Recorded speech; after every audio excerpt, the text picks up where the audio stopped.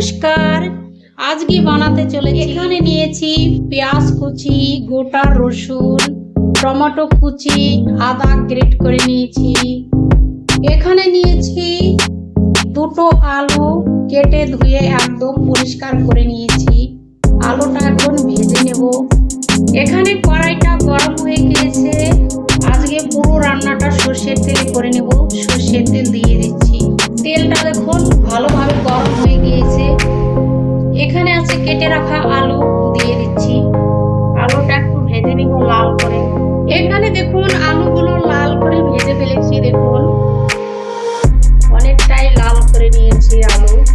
এই দেখুন সেই আলু লাল করে ভেজে ফেলেছি। এখন নামিয়ে দিচ্ছি। এখানে দেখুন সেই ভেজে রাখা আলু।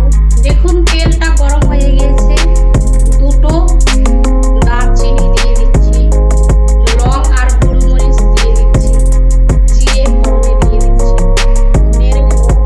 ফোড়নটা দেখুন লাল করে ভেজে ফেলেছি। এখানে আছে গোটা রসুন। এখানে দেখুন রসুনগুলো একদম লাল লাল করে ভেজে ফেলেছি। পেঁয়াজ কুচি দিয়ে দিচ্ছি, নেড়ে নিচ্ছি।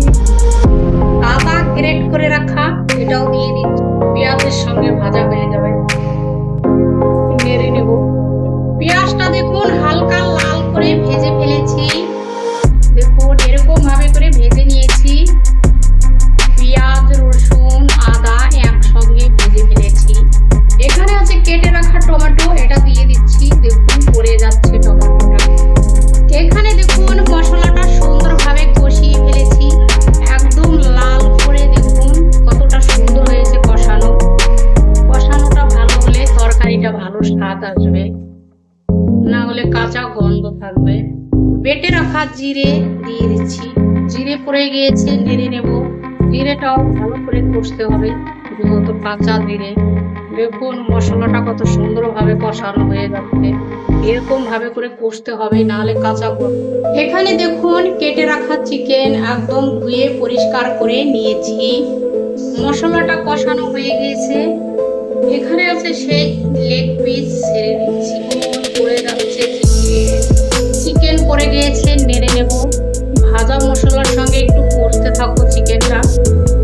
স্বাদ অনুসারে লবণ, ভালোভাবে নেড়ে নিয়েছি। এখানে দেখুন চিকেনটা কত সুন্দরভাবে কষিয়ে ফেলেছি।